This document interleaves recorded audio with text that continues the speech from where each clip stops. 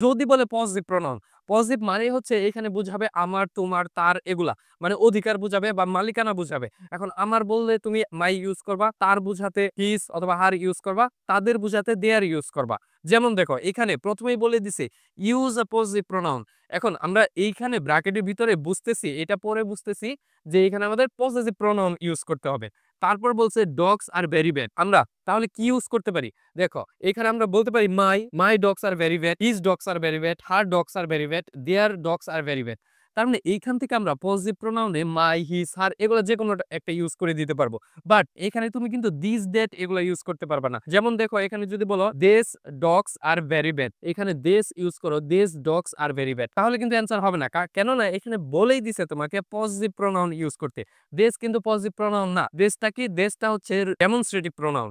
তাহলে তোমার মেইন জিনিস হচ্ছে ডেমনস্ট্রেটিভ, রিলেটিভ আর পজিটিভ।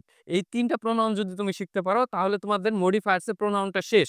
যারা কোর্সে ভর্তি হতে চাও উপরে অথবা নিচে দেখো কোর্সের ডিটেইলস দেয়া আছে। তোমরা পেজে নক দাও অথবা WhatsApp নম্বরে মেসেজ করতে পারো, তাহলে তোমরা কোর্সে ভর্তি হতে পারবে এবং অফারটি পেয়ে যাবে।